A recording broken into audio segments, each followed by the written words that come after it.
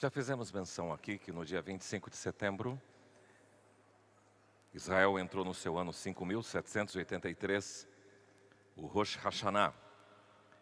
Agora, a partir dali se começou a contar 10 dias, que são 10 dias muito importantes, chamados de dias de arrependimento, onde todo judeu é levado a olhar para Deus, e onde também acontece o Yom Kippur, que é o dia do perdão, que aconteceu agora, recentemente, no dia 4 para o dia 5 desse mês de outubro. Conta-se após Yom Kippur, 5 dias para iniciar a festa do tabernáculo, a festa dos tabernáculos, que irá durar 8 dias. Então, de hoje até o dia... De hoje, 9 de outubro, até o dia 16, eles estão celebrando a festa dos tabernáculos, que, de forma sucinta, eles rememoram o tempo que eles permaneceram no deserto, habitando em tendas, em barracas. Por isso que lá na entrada tivemos essa decoração um pouquinho mais diferenciada, para levar você a pensar um pouquinho no sukkah. O sukkah é a tenda, é a barraca. Agora, existem algumas festas importantes em Israel. Festa da Páscoa, festa dos pães ázimos, festa das primícias e do Pentecostes. E outras 3 que são comemoradas quase que perto da outra, festa das trombetas, a festa do Yom Kippur, que é também o dia de expiação, e a festa dos tabernáculos. As 4 primeiras, e aqui eu queria dar uma ótica um pouquinho escatológica, tem um pastor Lamartine Postella, ele trabalha a ideia de que a visão escatológica tem muito a ver as festas de Israel com Cristo. Então, as 4 primeiras festas, a dos pães ázimos, a das primícias, a do Pentecostes e da Páscoa, todas essas 4, elas são um ensaio sobre o que deveria acontecer com Jesus. Por exemplo, ele faz menção o seguinte: a festa da Páscoa. No dia da Páscoa, morreu Jesus, e ele era o Cordeiro de Deus. Na Páscoa judaica, eles tinham que sacrificar o Cordeiro. Então eles estavam ensaiando o que é que ia acontecer em Jesus Cristo. E exatamente na hora marcada, Jesus morre, justamente nesse período de Páscoa. Jesus cumpriu também a outra festa dos pães ázimos, porque o pão ázimo é o pão sem fermento, e o fermento significa pecado. Jesus sem pecado, ele morreu e foi enterrado, e no dia dos pães ázimos, ele ressuscitou. Então isso também quer dizer ensaio, ou melhor, ele foi enterrado no dia de pães ázimos. Agora, passa-se 3 dias, quando você tem a festa das primícias, é celebrado 3 dias após a Páscoa, então no domingo ele ressuscita. Então a festa das primícias era um ensaio para o que de fato aconteceria com Jesus. E 50 dias após a Páscoa, o pessoal judaico celebrava o Pentecoste. E 50 dias de fato após a Páscoa, eles comemoram a descida do Espírito Santo. Então, todas essas 4 festas eram um ensaio para o que de fato ia acontecer em Jesus. Tanto a festa da Páscoa, dos pães ázimos, das primícias e do Pentecoste. Agora, o segundo grupo de festas é interessante, que seriam as últimas 3 festas. As festas de outono acontecem em 15 dias. São a festa das trombetas, a festa do Yom Kippur e dos tabernáculos. E aqui, a interpretação escatológica é a seguinte: o mesmo que as 4 primeiras festas representavam era um ensaio para o que ia acontecer com Jesus, essas 3 festas são ensaio para o que é que vai acontecer na segunda volta de Jesus. Essa é uma forma de interpretar esse texto. A festa das trombetas, que é o toque das trombetas, Rosh Hashanah, significa a entrada do ano novo. E é um ensaio para o arrebatamento da igreja. Quando tocar a última trombeta, o Senhor Jesus virá.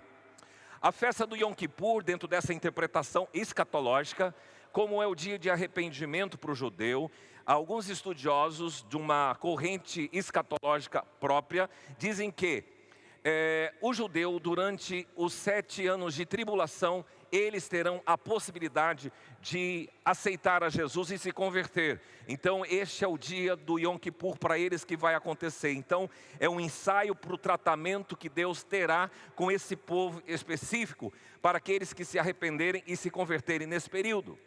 E a terceira festa, a festa dos tabernáculos, começa depois do Yom Kippur, e ela relembra esse período de peregrinação no deserto, quando eles viviam em tendas, e é um ensaio para o evento quando Jesus virá para governar o mundo.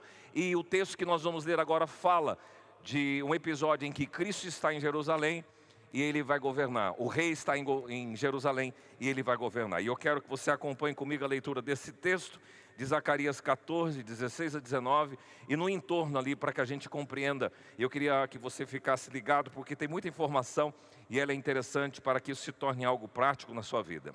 O texto de Zacarias 14, 16 a 19 diz o seguinte: todos os que restarem de todas as nações que vieram contra Jerusalém subirão de ano em ano para adorar o Rei, o Senhor dos Exércitos, e para celebrar a festa dos tabernáculos. Se alguma das famílias da terra não subir a Jerusalém para adorar o Rei, o Senhor dos Exércitos não virá sobre ele, ou sobre esta família, a chuva.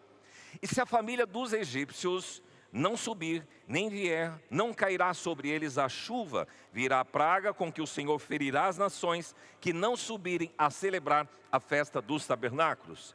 Este será o castigo dos egípcios e o castigo de todas as nações que não subirem a celebrar a festa dos tabernáculos. Pai, eu quero rogar que o Senhor nos dê nitidez, clareza, para entender o que é que o Senhor tem para falar para o nosso coração, como o Senhor já falou para o meu coração. Que o Senhor nos use como porta-voz credenciado da Tua palavra, em nome do Senhor Jesus. Amém. O profeta Zacarias. A Bíblia é dividida em alguns blocos, o Velho Testamento. Na verdade, já começa assim, 2 blocos, o Velho Testamento e o Novo Testamento. O Velho Testamento, ele tem alguns blocos. O Pentateuco, que são os 5 primeiros livros da Bíblia, os livros históricos, os livros poéticos e os proféticos, ou os profetas. E os livros dos profetas têm os profetas maiores e os profetas menores. Zacarias é incluído como um profeta menor. Eles não são classificados maior ou menor pela importância que eles tiveram no ministério, mas são classificados assim por causa da quantidade de escritos dele. Zacarias, o nome dele significa o Senhor se lembra. Há um período de atuação do profeta Zacarias. Quem conhece um pouco da história de Israel sabe que por um período de 70 anos, o povo de Israel ficou enclausurado no cativeiro da Babilônia. Depois, através do Ciro, e temos pregado isso daqui, Ciro é um imperador babilônico, já persa, ele autoriza o pessoal a retornar. E é interessante que quando eles retornam, eles têm que reconstruir os muros, reconstruir primeiro o templo, segundo os muros e a cidade. E eles se desanimam porque há muitos inimigos que tentavam impedir essa reconstrução. Então Deus envia 2 profetas, o Ageu e o Zacarias, para estimular e para dizer: pessoal, não pare a obra, continue construindo. Então Zacarias atuou nesse período histórico pós-exílico. O livro dele é interessante porque ele sempre vai destacar, por vezes aparece a expressão palavra do Senhor. Na verdade ele não diz: essa não é minha palavra, não é minha ideia, não é o que eu penso, mas é palavra do Senhor. E o povo é chamado para arrepender da sua apatia e completar a tarefa que não foi terminada. Existem 8 visões escritas aí, futuras, são 8 visões descritas aí nesse livro. Mas no final, capítulo 9 até o 14, nós vamos encontrar muita escatologia. O que é escatologia? Escatos, logos. Escatos, últimas coisas, ou escatós, logos, estudo, ensino, tratado. Então a escatologia é o ensino, é o tratado das últimas coisas. Então dos fins dos tempos. É isso que contém o livro de Zacarias, especialmente do capítulo 9 ao 14. Agora, o livro de Apocalipse cita muito o que é que Zacarias mencionou. Zacarias foi um dos profetas mais messiânicos do Antigo Testamento. O que é profeta messiânico? Aquele que anunciou o Messias. Ele vivera 400 anos antes do Messias aparecer. E ele faz menção detalhada. Por exemplo, é em Zacarias que você vai encontrar a menção dele, Jesus ser traído por 30 moedas de prata, que foi o que aconteceu com Judas. É no livro do profeta Zacarias que você vai encontrar a entrada triunfal dele em Jerusalém. Fora outras afirmações. Por exemplo, ele diz que o pastor será tomado e as ovelhas ficarão dispersas. E esse mesmo texto Jesus menciona. Então é o profeta que fala muito do Messias. É o profeta mais messiânico do Velho Testamento. Mas ele faz menção também ao Espírito Santo. Porque aquele texto que muitos de nós citamos, não por força, nem por poder, nem por violência, mas pelo meu Espírito, é uma palavra do profeta Zacarias. Eu quero pensar com vocês, porque a nossa tônica desses últimos tempos tem sido os discípulos proféticos em um mundo caótico. E a nossa temática é essa, esses discípulos proféticos no mundo caótico, vamos dizer comigo, olham para o futuro com esperança. Vamos dizer juntos? Olham para o futuro com esperança. Todo aquele que recebeu Jesus como seu Salvador e Senhor passa a ser um discípulo. E o discípulo é uma metodologia usada pelos judeus, em que existe um mestre e existem os seus discípulos, os seus talmidins. E Jesus adotou essa pedagogia de ensino porque ele, como mestre, ele recrutou alguns homens para ensinar-lhes. Então, os discípulos são aprendizes do seu mestre. E você, como discípulo de Jesus, você passa a ser um aprendiz do mestre Jesus. Agora, um discípulo, ele é um servo. O discípulo, ele é também um sacerdote, porque ele faz essa mediação de apresentar as pessoas ao Senhor, ou também uma mediação profética, que é apresentar o Senhor às pessoas. Por isso que temos estimulado você a ser um discípulo profético, ser um discípulo que se levanta para proclamar as virtudes, para proclamar os ensinos, para proclamar o que é que Jesus passou para você como mestre. Quando nós falamos de futuro, nós vamos entrar na linha da teologia que a gente chama escatologia. E aqui tem um detalhe também curioso. Existem 3 correntes teológicas ou escatológicas. E é importante porque de acordo com essa corrente, você vai entender o texto bíblico. Há uma corrente que é uma lente que as pessoas olham para as escrituras sagradas chamada pós-milenista, outra amilenista e a terceira pré-milenista. Todas elas têm a ideia do milênio. O milênio, para aqueles que são pré-milenistas, significa que o Senhor Jesus vai governar sobre a terra em Jerusalém durante 1000 anos. E haverá 1000 anos de paz na terra. E conforme um livro de Apocalipse escreve, Satanás será preso por 1000 anos e haverá paz na terra e Jesus governará em Israel, em Jerusalém. Esta é uma visão pré-milenista, dizendo que a igreja vai ser arrebatada antes do milênio, vai estar antes da tribulação, e tem também na corrente teológica pré-milenista, o pré-milenista histórico e o pré-milenista dispensacionalista. Mas a ideia básica é essa, que a igreja vai ser levada com o Senhor Jesus Cristo, irrompe no mundo um período de grande tribulação durante 7 anos, e após esses 7 anos Jesus vem com a igreja e ele implanta, e ele instala o milênio. Essa é a ideia pré-milenista dispensacionalista. Então, dependendo da ótica, o amilenista diz o seguinte: não tem milênio, já está acontecendo e Jesus já volta e as coisas vão acontecer. Então, dependendo da sua ótica, dependendo da sua lente, é que você vai entender esse texto. Porque para nós, os pré-milenistas são mais literalistas, eles olham para o texto de forma literal. Os amilenistas olham para o texto de forma alegórica. Eu não quero entrar no mérito das coisas nesse texto, e se você vai adotar a corrente amilenista ou você vai adotar uma corrente pré-milenista. O que eu queria é que você entendesse que existem episódios. Se você crê que a Jerusalém, que Jesus, que Zacarias está dizendo aqui, é de fato aquela posição dessa cidade no mar Mediterrâneo, você está tendo uma interpretação literal. Mas se você entender que é a Jerusalém celestial, você está tendo uma interpretação figurada, alegórica. Mas independentemente disso, eu quero ver com vocês alguns princípios e alguns valores que a gente encontra nesse texto lido. Então, em primeiro lugar, o discípulo profético que vive nesse mundo caótico, ele olha para o futuro com esperança, aprendendo a discernir o cenário profético, apocalíptico. Em que sentido? Veja comigo que no texto de Zacarias 14, que lemos, nos versículos que antecedem, vocês vão encontrar os seguintes registros: de que haverá guerra, nações contra Israel, haverá intervenção do Senhor que pelejará contra essas nações. O Senhor Jesus, desse texto de 14, aí vocês vão encontrar que Ele vai estar com pés no Monte das Oliveiras, o monte vai se rachar no meio, você encontra isso nesse texto. As pessoas vão fugir, diz nesse texto, haverá alteração climática, naquele dia não haverá luz, mas frio e gelo. E no versículo 12, existe uma narrativa e uma informação muito apocalíptica. Veja aí no versículo 12 de Zacarias 14.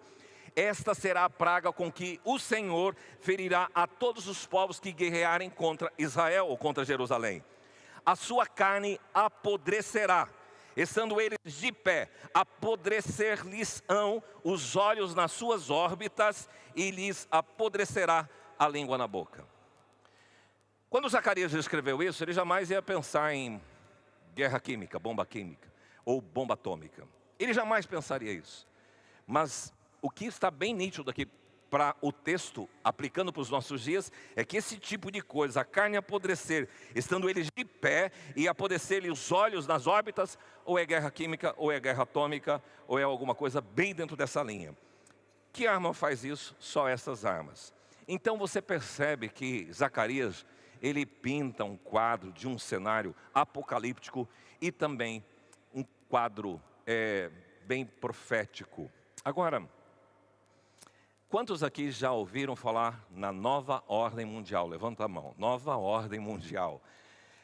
As pessoas hoje olham para essa nomenclatura non com duas vertentes de interpretação. Uma que é uma interpretação geográfica política e outra que é uma interpretação de teoria da conspiração. Eu quero falar para vocês sobre essas duas óticas, porque às vezes a gente está aí olhando para o mundo sem discernir o cenário profético que está se descortinando na frente dos seus olhos, dos meus olhos. Primeiro conceito da nova ordem mundial, o conceito geopolítico. Aqui tem a ver com aspecto militar, aspecto econômico e geográfico. Significa para este pessoal, no sentido geopolítico, o plano internacional das correlações de poder e força. Então, quando você olha para a história, você vai ver, você foi estudante e sabe disso, um período de bipolaridade. Ou, na verdade, a unipolaridade. A primeira ideia é de que os Estados Unidos da América têm uma hegemonia militar, então havia esta unipolaridade. Ele era soberano do ponto de vista militar. Mas no período da história houve uma bipolaridade quando cresceu a União Soviética, que atualmente se chama Rússia, e então ficou conflito da Guerra Fria, que era esta guerra que nunca existiu entre Estados Unidos e a União Soviética, mas sempre nos bastidores o conflito existente. Depois, numa terceira fase, que passa da unipolaridade para a bipolaridade, eles falam agora da unimultipolaridade. O que seria isso? O duplo caráter da ordem do poder global. Une a supremacia militar e política dos Estados Unidos, que hoje tem crescente com a China e tem crescente com a própria União Soviética, que atual é Rússia. E a multi para designar os múltiplos centros de poder econômico. E aí você vê a força hoje da Europa e agora, nesse cenário de Ucrânia, você consegue discernir algumas outras coisas. Quem está nas polarizações da guerra da Ucrânia? Você encontra os Estados Unidos com alguns países europeus, a OTAN, e você encontra do outro lado quem? A Rússia e quem? A China e Irã e alguns países islâmicos. Quem é que ajudou na Síria desses países fortes? A Rússia. Quando você olha um pouquinho para a história geopolítica, vocês vão perceber isso. O que está acontecendo? Tem um cenário em torno disso aí. Agora, esse é o conceito geopolítico mais técnico, mais legalzinho da gente olhar. Só que outros olham para um contexto mais de teoria da conspiração. E a teoria da conspiração é que trata o fim dos tempos num sentido mais escatológico, dessas coisas que vão acontecer. E aqui entram grupos como a maçonaria, como o Illuminati, como os protocolos sábios de Sião, que é um grupo de judeu, e a nova era. A ideia dentro da conspiração, da teoria da conspiração, é que existe um grupo trabalhando para a composição de um governo e de um comando mundial. Atuando, trabalhando nas relações políticas, nas relações econômicas, internacionais, nas guerras e nas epidemias e em outras ações com uma agenda globalista. Essa é a ideia da teoria da conspiração. Então, a nova ordem mundial não começou agora. Alguns dizem que ela começou quando se expandiu a navegação. Depois com a Revolução Industrial. E hoje você se conecta com o mundo através dos meios de comunicação. Em escatologia, nós diríamos que todo esse cenário de posicionamentos tem uma proposta muito escatológica, que é a aparição de um que vai governar o mundo, que a Bíblia descreve. Quem é esse? O anticristo. Então vocês estão entendendo que, apesar da gente às vezes ficar assim, o que está acontecendo no mundo, existe um cenário que está sendo formado. E perceba aqui que nesse cenário, existem alguns blocos econômicos e instituições importantes, como a ONU, como a Mercosul, como a OTAN, como a União Europeia.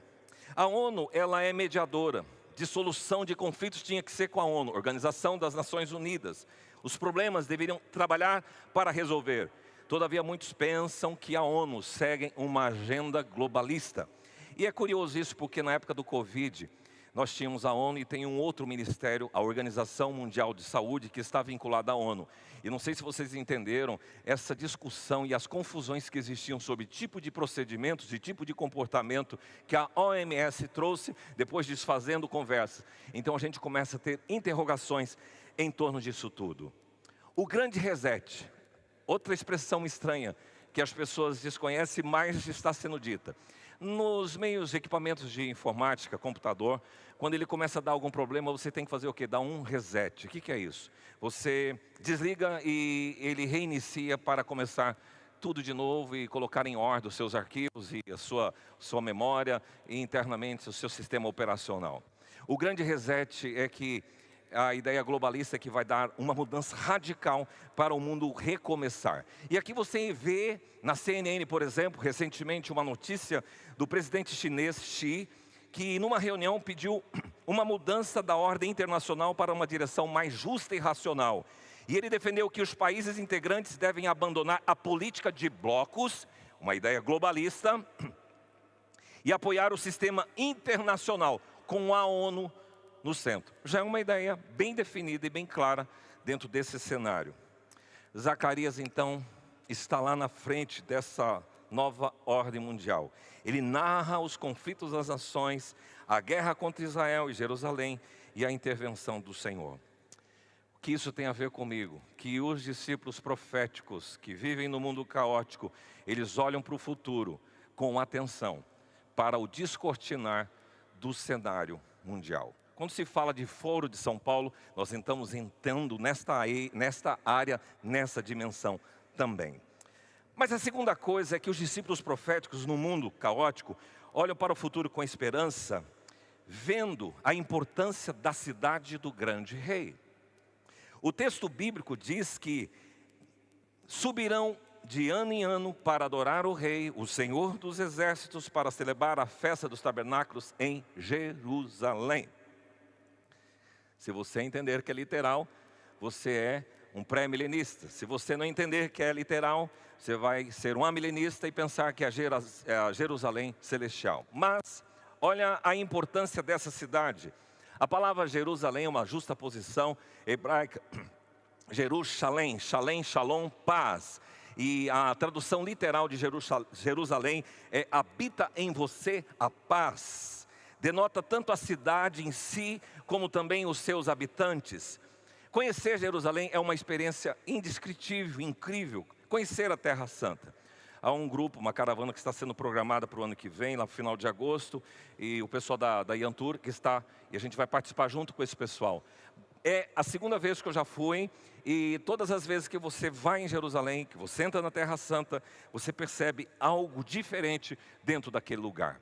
Mas Jerusalém, conforme os registros históricos, ela tem mais de 5.000 anos e durante esses anos todos ela já foi destruída 12 vezes. Ela já foi também sitiada 20 vezes e ela já foi capturada 50 vezes.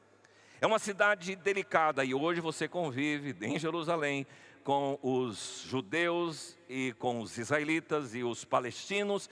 E eu li hoje numa reportagem de um tiroteio que teve em Jerusalém com mortes de soldados israelitas hoje. E Jesus, ele já tinha feito um lamento, quando lá no Evangelho de Lucas, esse doutor registra o lamento de Jesus: Jerusalém, Jerusalém, que matas os profetas e apedrejas os que te foram enviados. Quantas vezes eu quis reunir os teus filhos como a galinha ajunta-os do seu próprio ninho debaixo das asas, e vocês não quiseram. É um lamento do príncipe da paz, que faz menção à cidade da paz, sobre esta que o recusou, que o repulsou. Mas a palavra de Deus, conforme Salmo 48:2, diz que seu santo monte belo e sobranceiro é a alegria de toda a terra, o monte Sião, que é onde está Jerusalém, para os lados do norte, a cidade do grande rei. Jerusalém é citada então como a cidade do grande rei. Jesus, na entrada triunfal dele em Jerusalém, ele é ovacionado, ele é aclamado como rei. Hosana, que quer dizer salva-nos. Bendito é aquele que vem em nome do Senhor. Bendito seja o filho de Davi. Ele entra na cidade da paz como o príncipe da paz, não montado num cavalo alazão, num cavalo bonito, mas num jumentinho humilde, caracterizando qual é o governo, o estirpe do seu governo. E há uma recomendação bíblica que você jamais deve esquecer, e é pecado não cumprir, porque o salmista diz: orai pela paz de Jerusalém. Orai para que sejam prósperos os que te amam, reine paz dentro dos teus muros e prosperidade nos teus palácios. Olhar para o futuro com esperança é poder saber que Jesus reinará em Jerusalém, perto do Mediterrâneo ou na Jerusalém celestial. Há uma expressão de Hebreus que diz assim: tendes chegado ao monte Sião e à cidade do Deus vivo, a Jerusalém celestial e a incontável assembleia, ou hostes de anjos e a universal assembleia. Quando você vai para o livro de Apocalipse, ele faz questão de descrever assim: vi também a cidade santa, a nova Jerusalém, que descia do céu, da parte de Deus, ataviada como noiva e adornada para o seu esposo. E ele começa a descrever como é que seria essa Jerusalém, nova Jerusalém celestial: grande e alta muralha, 12 portas, e junto às portas 12 anjos, e sobre elas nomes inscritos, que são os nomes das 12 tribos dos filhos de Israel. A estrutura da muralha é de jaspe. Também a cidade é de ouro puro e semelhante ao vidro límpido. Eu fico pensando em vidro límpido, quando você pega esses vidros temperados e chove, eles ficam todo manchados. Quantos não tem problema para limpar esses vidros temperados? Aqui está descrevendo que essa cidade tem vidro límpido. Os fundamentos da muralha da cidade estão adornadas com toda a espécie de pedras preciosas. As 12 portas são de pérolas. A praça da cidade é de ouro puro, como vidro transparente. Isso está lá em Apocalipse 21. Nela não vi santuário, porque o santuário é o Senhor, o Deus Todo-Poderoso e o Cordeiro. A cidade não precisa nem de sol nem de lua para lhe darem claridade, pois a glória de Deus a iluminou e o Cordeiro é a sua lâmpada. As nações andarão mediante a sua luz e os reis da terra lhe trazem a sua glória. As suas portas nunca jamais se fecharão de dia, porque nela não haverá noite. E lhe trarão a glória e a honra das nações. Nela nunca jamais penetrará coisa alguma contaminada, nem o que pratica abominação e mentira, mas somente os inscritos no livro da vida. A cidade do grande rei é real. Seja você entendedor como um lugar literal ou alegórico, mas a cidade celestial, ela é real e existente. O importante é saber que Jesus vai governar nessa cidade. Vai governar com graça e amor, com verdade e paz, com bondade e misericórdia, mas também com justiça e com equidade. Sem corrupção, sem mentiras, sem fake news, sem promessas não cumpridas, verborragias, sem miséria, sem dor, sem desgraça, sem enfermidade, sem sofrimento, sem guerra, sem ódio, sem ação do mal. Essa é a descrição da Jerusalém celestial. Terceiro lugar, se por um lado os discípulos proféticos têm que começar a olhar para o cenário apocalíptico, se eles têm que contemplar com mais cuidado as cidades do grande rei, os discípulos proféticos, eles entendem que no futuro com esperança as famílias estarão reunidas para adorar e celebrar. Queria que você visse aí no texto comigo, no versículo 17. Se alguma das famílias da terra não subir a Jerusalém para adorar o Rei, o Senhor dos exércitos. Versículo 18, se a família dos egípcios não subir, então ele descreve a importância da família. Eu queria que você olhasse para isso. Certa vez, Jesus foi esquecido em Jerusalém. Vocês lembram disso, desse cenário? Ele era menino, com a ideia de que ele tenha ido para celebrar a Páscoa, que está registrado nos Evangelhos, e eles retornaram para Nazaré. Eles estavam em Nazaré, lá perto da região da Galileia, desceram para o sul de Israel, que é Jerusalém. E na volta Maria pensou que Jesus estava com José, José pensou que estava com Maria, e eles vieram em família, retornando desta peregrinação lá em Jerusalém. De repente se dão conta que Jesus ficara, e eles voltam para buscar Jesus em Jerusalém. Lembra desse episódio? O que é interessante é que eles foram em família para adorar ao Rei e celebrar a festa. Celebrar em família é um grande privilégio. Eu me recordo que alguns anos atrás, dominicalmente com os meus pais, a gente ia à igreja. Eu lembro que com 6 anos meu pai me levava, às vezes pequenininho, não queria caminhar, e eu vejo às vezes mamães aí carregando filhos grandinhos. Ele me levava aqui na cacunda, no ombro, e eu ficava alto. Mas sem carro, sem muitas condições, morei numa casa que não tinha energia, nós não tínhamos TV. Até meu pai falecer, a gente nunca teve TV. Ele tinha uma decisão de não ter TV. E a gente tinha uma prioridade, nunca faltávamos na escola bíblica dominical, nunca faltávamos nos nossos cultos, por qualquer desculpa que fosse, que hoje na modernidade é muito comum. Eu acho que ele entendeu que é importante essa ideia da família ir celebrar e ir adorar ao Rei. Não deixamos de ir no culto para fazer um almoço especial, gostoso. Nossa prioridade sempre foi Deus, isso eu aprendi, foi incutido no meu coração. Não ficava dormindo porque era domingo, nossa prioridade sempre foi Deus. E este conceito de família que adora e celebra vem de berço. Então você tem que fazer isso com prazer, e esta foi a minha ação, sendo disciplinado nessa prática e ensinando isso à minha descendência. E quando você age assim, entender que Jerusalém, o centro do lugar da adoração, o lugar do rei, você se desloca para adorar o rei, e você se desloca para celebrar, no caso aqui, a festa dos tabernáculos. Vocês estão embutindo no coração, na mente dos seus filhos, o valor que Deus tem para eles.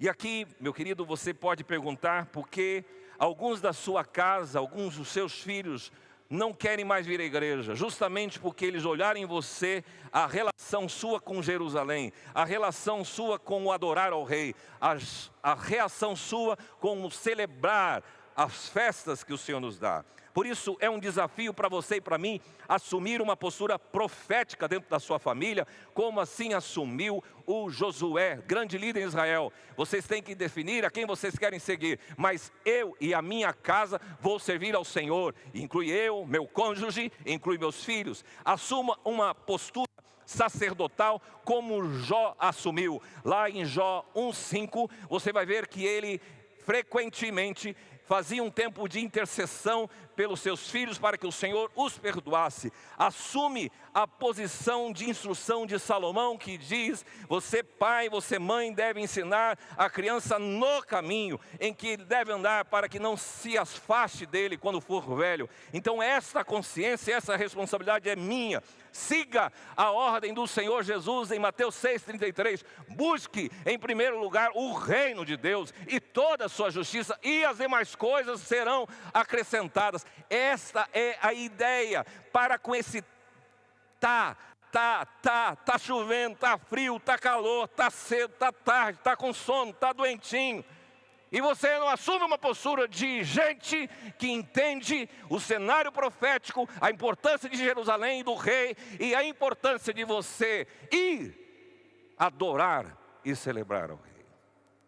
Isso é discípulo profético.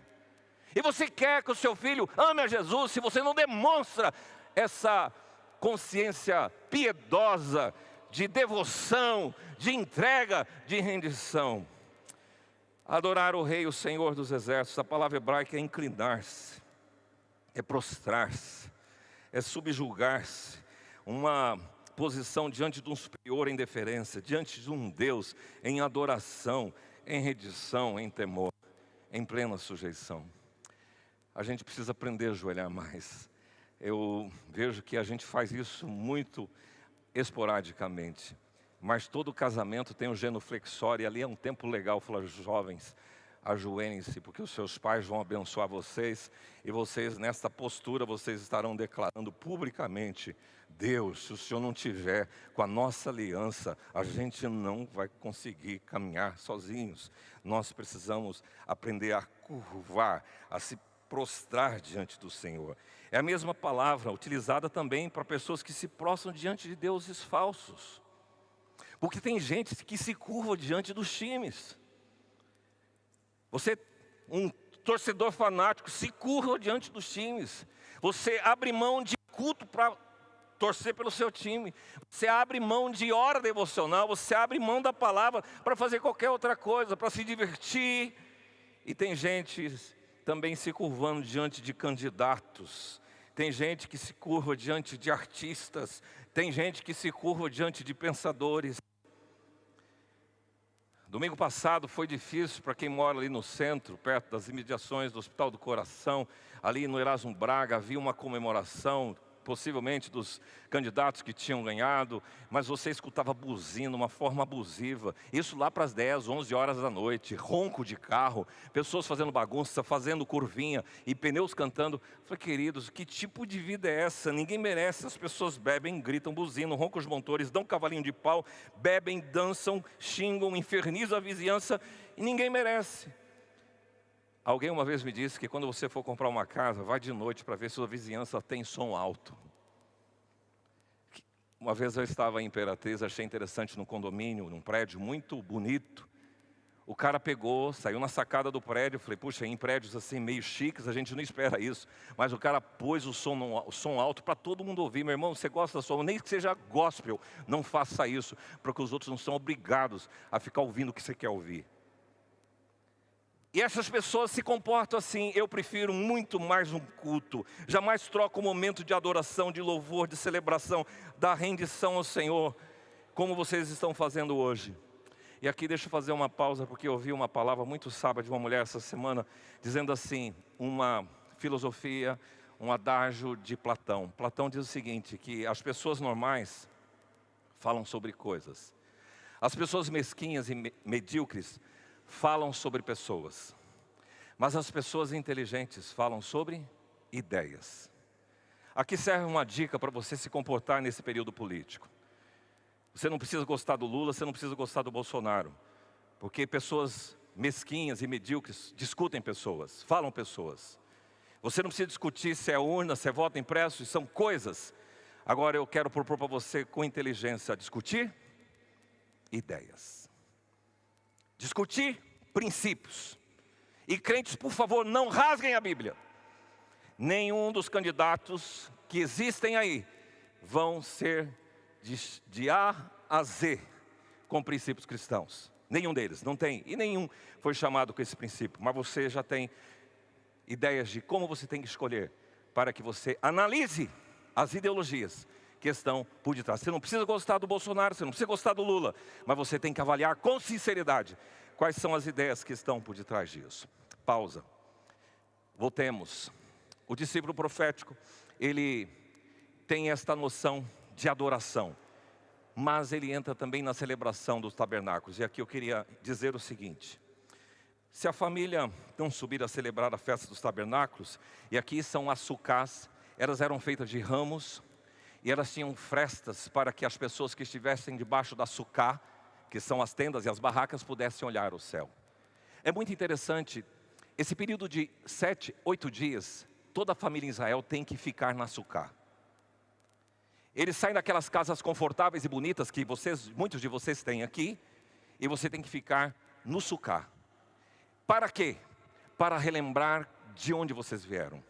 Para saber que durante esse período de deserto, onde vocês moraram em sucás, em barracas e tendas, Deus proveu durante todos esses 40 anos. A Sucá é pedagógica. A Sucá ensina a depender de Deus, a você verticalizar, porque você no Sucá, você vai olhar para o alto, a visão do alto, e não de forma linear. Esta é a ideia das Sucás. Elas representam compartilhamento, porque todo mundo tinha que estar numa tenda pequena. Representam a espiritualidade da família, porque através dela você poderia ver as estrelas e visão vertical. A simplicidade da vida, porque pela Sucá infiltra a chuva, infiltra o vento e o sol.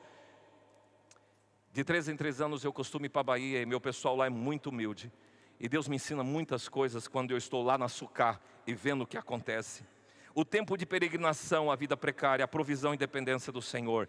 E a Sucá representa que João 1,14 diz: e o verbo se fez carne, e ele tabernaculou, e ele fez tenda com você e comigo. E agora um dia Jesus virá definitivamente para tabernacular, porque Paulo diz que nós estaremos para sempre com o Senhor. Esta é a ideia desse tabernáculo. E aqui representa a salvação transcultural.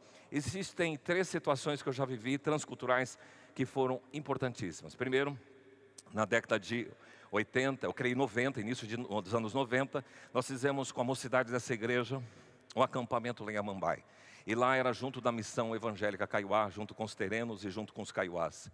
Eu fiquei encantado de poder, num culto, num domingo de manhã do nosso acampamento, termos ali músicas em tereno e músicas em kaiowá, e a gente cantando as nossas músicas, uma junção transcultural. Porque a festa do tabernáculo é chamada de festa das nações. Todas as nações irão para adorar ao rei. Segundo momento que eu vivi uma imersão transcultural de adoração e de louvor ao Senhor, foi quando nós estávamos subindo o Monte Sinai. Chegamos no Monte Sinai, tinha alguns africanos, Trindade e Tobago, e eles ali cantavam os nossos hinos, e a gente cantava com violão em inglês. Eu tenho imagem desse período, um momento transcultural.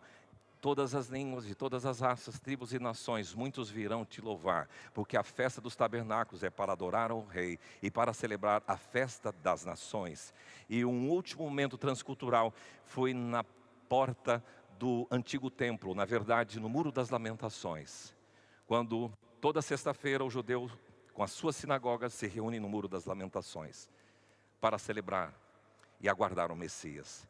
E as músicas que se cantam lá com as sinagogas são muito envolventes. Esse tipo de ritmo que vocês da coreografia fizeram aqui é justamente o estilo de música, uma alegria efusiva, porque eles estão celebrando ao Senhor numa reunião fantástica e que um dia acontecerá. E por fim, o discípulo profético nesse mundo caótico, ele olha para o futuro com esperança, aguardando e recebendo bênçãos como peregrinos. Sentido de quê? A bênção dos peregrinos. Se você for adorar em Jerusalém, tem chuva. Se você não for adorar em Jerusalém, não tem chuva. Sejam os egípcios, sejam pessoas de todas as nações. O que é que o Senhor quer ensinar aqui? A bênção sobre a sua vida está diretamente relacionada e proporcional à forma do seu culto, da sua adoração, da sua fidelidade para com o Senhor. Eu sei que tem muita gente, e essa é uma indignação e alguma intriga. O Salmo 73 diz assim: por que os ímpios prosperam? Eu faço tudo certinho, parece que as coisas não acontecem comigo. Mas há diferença, se você ler o Salmo 73, você vai entender que um dia essas coisas vão ficar nítidas. Mas o que o Senhor me ensina aqui é que a chuva é sinal de fartura, de colheita abundante. A chuva é provisão do Senhor. Quem morava no Egito, as margens do rio Nilo tinha abundância de água, mas Israel nunca teve uma regulagem climática adequada. Por isso que Deus diz: se vocês vierem me adorar, eu vou enviar para vocês o quê? Chuva. Se vocês entenderem a fidelidade que vocês têm para com a minha vida, eu vou abençoar vocês. E a bênção nas Escrituras Sagradas sempre estão relacionadas com a sua obediência. Agora, se você não vier adorar, não vai haver chuva. E diz o texto bíblico: as coisas vão ser comprometidas lá na sua vida. Você sabe que existem princípios quando as pessoas compartilham sobre as suas experiências com dízimo? Interessante. Gente diz assim, eu sempre fui fiel ao Senhor e Deus sempre me honrou. Aí o indivíduo se torna relapso. Aí tem problemas de saúde, gasta todo o dinheiro que ele deveria ser dizimado com remédio. Gasta também com equipamento, bate o carro, tudo acontece. Agora, pode perceber que existe uma diferença, e Deus deixa claro isso, com aquele que tem a prioridade no seu culto, adorar ao Rei, e na sua celebração. Deus vai enviar sobre a sua casa chuva. Jesus, em João 7,39, estava numa festa dos tabernáculos, e ele faz uma declaração estupenda: quem crer em mim, como diz as Escrituras, rios de água viva fluirão do seu interior. Quem estiver do meu lado vai receber chuva. Isso quer dizer provisão. Isso quer dizer sustento. Pois é.